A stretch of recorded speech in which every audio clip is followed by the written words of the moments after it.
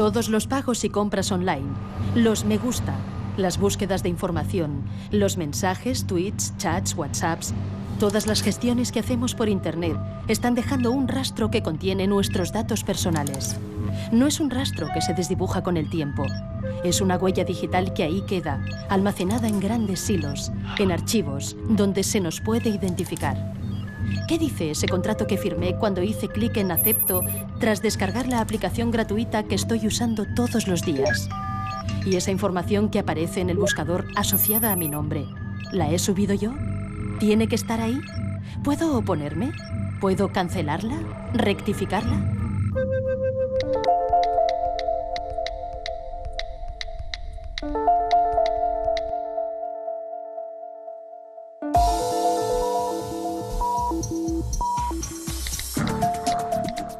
Nos movemos por la red y, por tanto, dependemos de ella. Hoy centran el debate sobre la privacidad en Internet las revelaciones de espionaje masivo, los fallos de seguridad, tener alojados los datos personales en compañías de servicios que no se ciñen a las leyes locales de protección de datos. Son reglas de juego vitales. A mí me sorprende que de los miles de usuarios que hay de Google, millones en todo el mundo, y de Facebook, muy pocos se cuestionan el por qué Google, el buscador, es gratuito, por qué Facebook es gratuito, por qué estos servicios que utilizan tantísimas personas y tienen costes muy elevados de mantenimiento no cuestan nada a los usuarios. Evidentemente, si no te cuesta nada y tú no eres el cliente, a ver si vas a ser tú el producto. Yo creo que lo que está en juego desde el punto de vista de ciudadano es la gestión que se hace de nuestra propia información y que esa información se utilice para cuestiones adecuadas. Es decir, que utilicen la información para administrarme publicidad de una manera que me resulte menos molesta. Pues seguramente la gran mayoría de la gente diría, oye, estoy de acuerdo, ¿no? Estoy de acuerdo en que intentes darme una publicidad, administrarme la publicidad mejor. Que intentes utilizar esto para saber lo que pienso, para saber si soy peligroso o para saber si tengo posibilidades de convertirme en terrorista, pues hombre, eso es mucho más peligroso. Se regula hacia las empresas, hacia el sector privado, y luego nos estamos dando cuenta que quien tiene la oreja también muy grande son los estados. Con todos los casos que ha sucedido desde el caso Prince, que se está, además, bueno, está saltando todo el espionaje que se ha hecho a los ciudadanos de la Unión Europea, a los ciudadanos de todo el mundo. En el fondo, al final, bueno, la información está en Internet, somos nosotros lo que estamos dejando y los estados también la están tratando. Bueno, que se proteja también a los ciudadanos de cómo están tratando los estados ese tipo de información.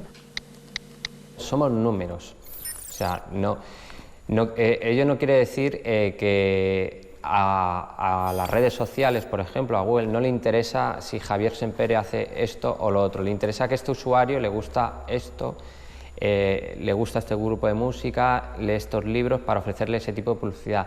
Ahora bien, hay un problema. Hoy en día se utiliza para publicidad, pero esa información está en manos de determinadas empresas que no sabemos qué va a ocurrir en el futuro. En el momento que vayas por el mainstream, es decir, que utilices los ordenadores normales, los sistemas operativos habituales, los smartphones habituales, las redes sociales habituales, no hay privacidad. Todo lo que tú hagas se va a saber, incluso aunque no estés autenticado con tu usuario y tu contraseña. Hay una cosa que llamamos nosotros que es la huella digital de tu conexión y es la manera en la que te conectas y con qué dispositivos te conectas. Y eso, las grandes empresas lo capturan para asociarlo a tu identidad digital. Así que en el futuro, aunque tú no hayas dicho que eres tú, ellos van a tener capturada la huella digital de tu conexión y van a saber que eres tú, estés donde estés. No existe la privacidad absoluta, ni siquiera existe el derecho absoluto a la privacidad en las leyes, porque en algún momento va a tener que ceder. Lo que ocurre es que cuando yo cedo parte de mi privacidad o parte de mi información personal o parte de mi intimidad para utilizar un medio de comunicación, quiero saber exactamente cuáles son los límites, y eso me lo tiene que decir la ley.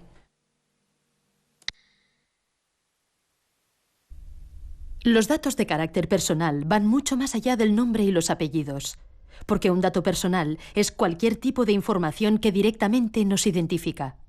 Pero también es toda aquella información que sin esfuerzos o plazos desproporcionados podría identificarnos. La lista va creciendo. Nuestras técnicas de registro y tratamiento son cada vez más diversas. no somos conscientes, yo creo, ni nosotros mismos de las formas en las que el día a día nos hace identificables. Las IPs, que es cuando nos conectamos en el ordenador, ese número que nos da acceso a Internet es un dato de carácter personal, todo lo que podemos hacer ya por Internet, los rastreos que vamos dejando de las compras que hacemos, de los me gustas que hemos hecho en una red social, los datos genéticos, las huellas en los smartphones pues para acceder, datos biométricos de la propia persona cuando estamos firmando en tablets, pues que dan incluso el trazo que estamos dando, la profundidad,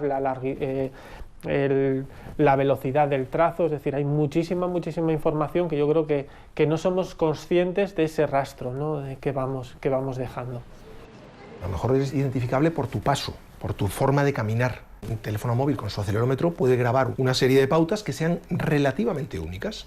A lo mejor tú no te has registrado en un sitio, pero el hecho de que ese sitio sepa por analítica en qué tipo de ordenador estás, si tienes activado Flash o no lo tienes activado, y una serie de datos más, el tamaño de tu pantalla, etcétera, todos esos datos configuran una huella digital electrónica que puede servir para caracterizarte, ¿no?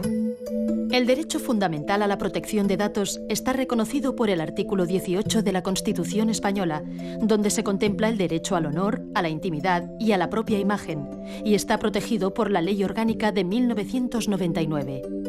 En España, toda persona tiene el derecho a saber quién, para qué, cuándo y por qué se tratan sus datos personales y a decidir acerca de su uso. Las herramientas para ejercer el control se conocen por las iniciales ARCO, el derecho al acceso, a la rectificación, a la cancelación y a la oposición. Estos dos últimos son los que se aplican cuando se habla en términos generales del derecho al olvido o del derecho al borrado, derechos que se ponderan con otros fundamentales como la libertad de expresión o el derecho a la información. No vale simplemente con decir es que a mí esta información no me gusta o es que a mí esta información pues, casi preferiría que no saliera. Y ese es un poco el trabajo que aquí en la agencia hacemos cuando nos viene una reclamación. Es una labor de valoración, de ponderación de las circunstancias personales del ciudadano que presenta la reclamación, del tipo de información al que se refiere, de su vigencia, de si es cierta o no, de si la persona tiene una relevancia pública o no. En definitiva, el marco en que se ejerce este derecho al olvido es un marco acotado. En los últimos años ha aumentado el número de ciudadanos que se acercan a la Agencia Española de Protección de Datos para reclamar sus derechos frente a los buscadores de Internet. Han puesto su nombre en Google y entre los resultados aparece información que entienden que atenta contra su intimidad o su honor.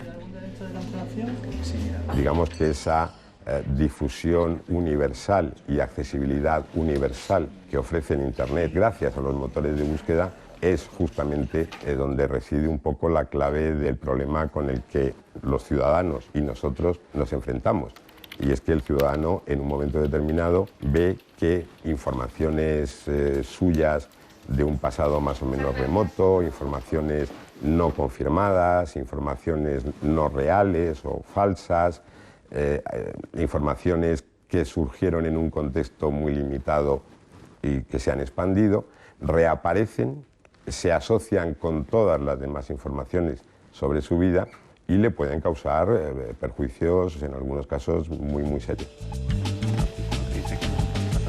La agencia ha resuelto dar amparo a cerca de 200 casos que considera fundados y ha pedido a Google que retire de su índice los enlaces para evitar el acceso universal. Sin embargo, Google ha estado recurriendo sistemáticamente las resoluciones de la agencia ante la Audiencia Nacional. Y esta, antes de celebrar juicio, ha trasladado la cuestión al Tribunal de Justicia de la Unión Europea para que aclare cómo debe interpretarse la Directiva de Protección de Datos en relación con los recursos que interpone Google. La Audiencia Nacional ha pedido al Tribunal de Justicia de la Unión Europea que se pronuncie sobre el derecho al olvido en Internet, que decida si un particular tiene derecho a reclamar que se suprima y bloquee la información que sobre él facilitan los buscadores de Internet y que pueden ser localizadas a lo largo de toda la vida. La Audiencia Nacional ha enviado el llamado caso Google y pregunta si debe aplicar la normativa comunitaria y española o bien los afectados deben acudir a los tribunales de California, donde está la sede de Google. Es la primera vez que este asunto llega a la justicia europea.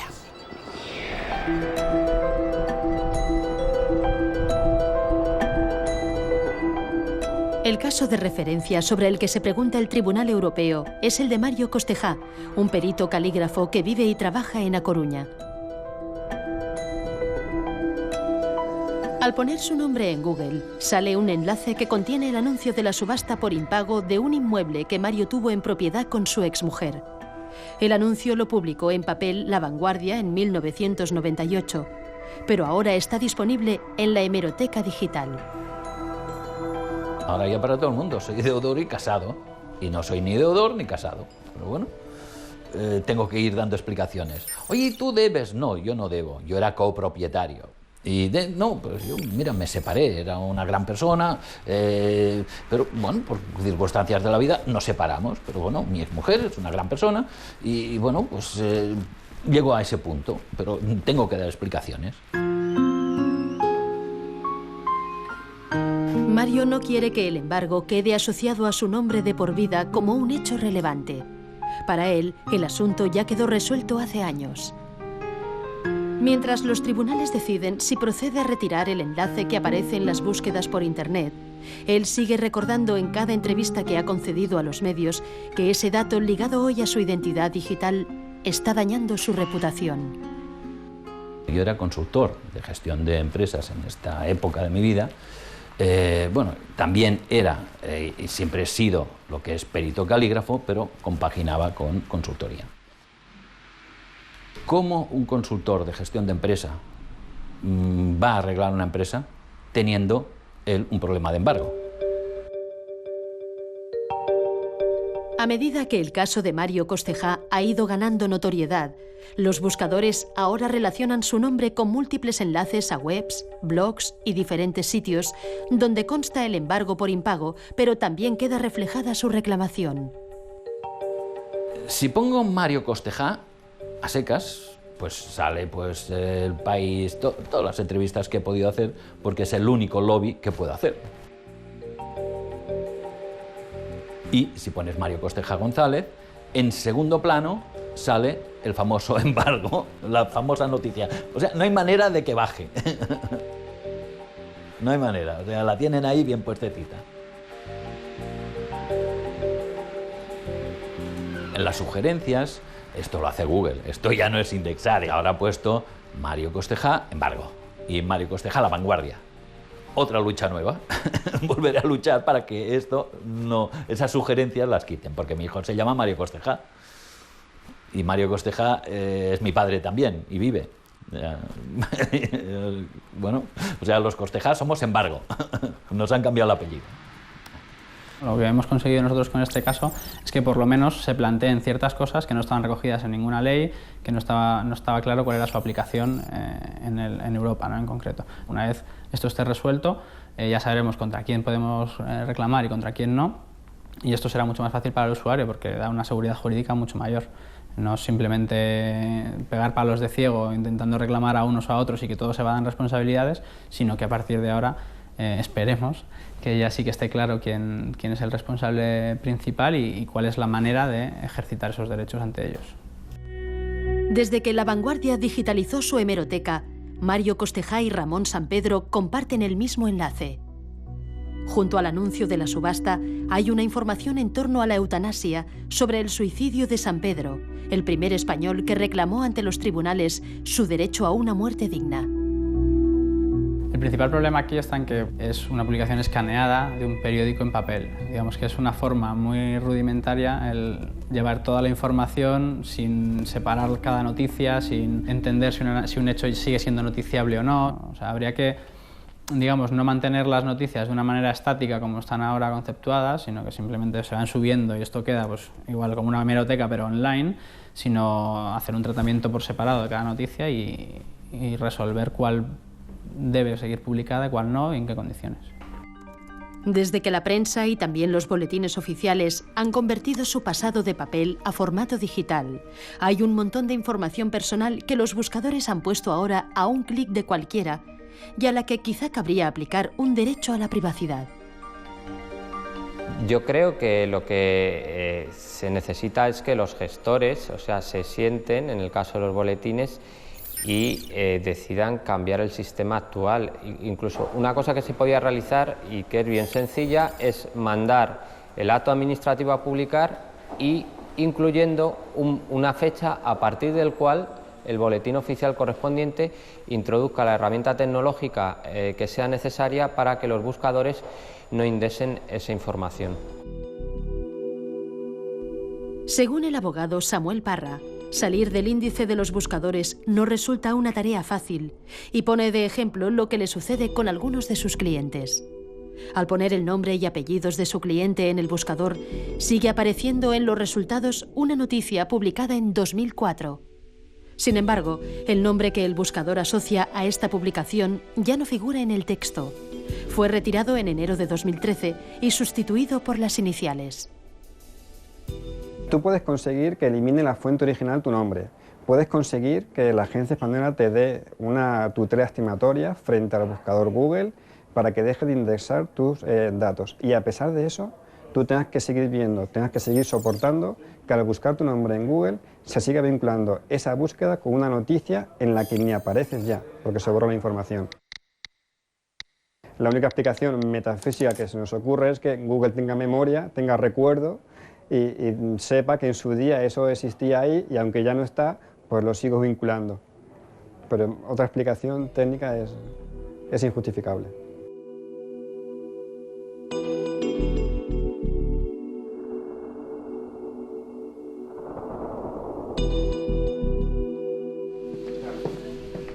Este programa se ha puesto en contacto con Google para solicitar una entrevista con su representante en España, pero la petición ha sido denegada.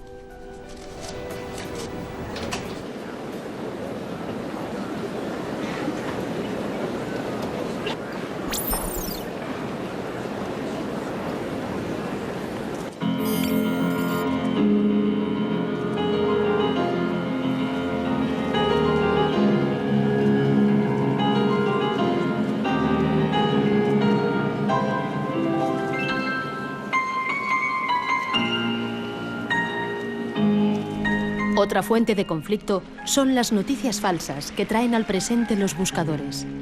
Es lo que le sucede a la exgimnasta Marta Bobo. Cuando participó en los Juegos Olímpicos de 1984, el diario El País publicó que padecía anorexia. Tras digitalizar su hemeroteca, los buscadores encuentran el nombre de Marta Bobo en la noticia y esta aparece entre los primeros resultados. Desde aquella publicación ha tenido que ir dando explicaciones en los medios. A mí se me identificó con anorexia nerviosa, pero yo nunca la padecí. Quizás el estilo de vida al que estuve sometida durante 6 años